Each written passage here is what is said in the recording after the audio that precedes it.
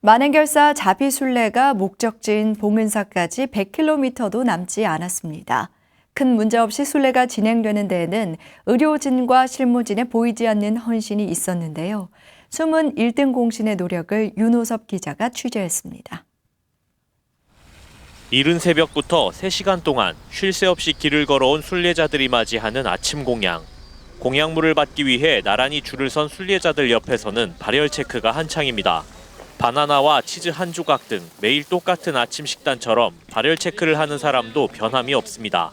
만행결사 자비순례단을 위해 21일간 의료 지원을 자처한 동국대 일산병원 직원들입니다. 순례단 의료팀으로 자비순례에 동참한 김명숙 수간호사와 총무팀 임종갑 씨는 지난 여름 충남 공주에서 진행된 3박 4일 예비순례에도 함께했습니다. 이들은 21일이라는 긴 시간의 의료 지원이 결코 쉽지 않은 일이지만 깊은 신심을 바탕으로 순례에 동참했습니다. 처음에는 사실상 부담이 굉장히 컸습니다.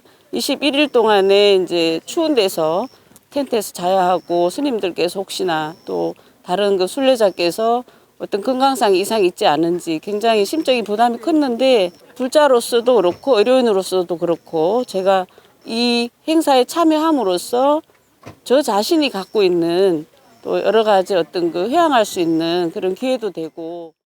순례단의 맨 뒤에서 낙오자가 발생하지 않도록 부상을 치료하는 의료팀. 의료팀의 두 발이 되어주는 구급차 안은 마치 만물상을 방불케 합니다. 진통제와 소염제 등 간단한 상비약부터 발에 잡힌 물집을 없애줄 바늘과 붕대, 휠체어까지 다양한 의료 물품을 갖췄습니다.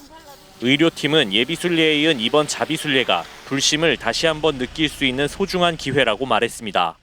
갑작스런 사고나 그런 경우에 대비해서 많은 의약품들을 준비하고 또 만반의 태세를 갖추려고 노력을 했습니다. 이런 일정을 경험하거나 또 이런 경험을 통해서 마음속에 그 불심을 느끼거나 하는 경우가 이런 기회가 많지 않다고 생각합니다. 의료 지원으로 참석을 했지만 이런 기회가 제가 두 번 다시 오지 않을 정말 천재 일류의 기회라고 생각하고. 의료팀이 순례단 맨 뒤에서 안전을 확보한다면 맨 앞에서는 자전거를 타고 교통을 통제하는 스님이 있습니다. 진행팀장을 맡고 있는 대구 보현사주지 지우 스님입니다.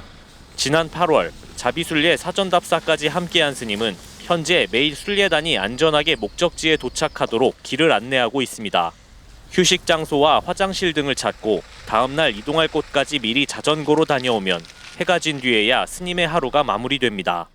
미리 앞에 가면서 차량 통행 통제를 해야 되고 쉴 자리, 화장실 자리 이런 것도 확인도 하고 힘들긴 하지만은 그래도 보람은 있습니다.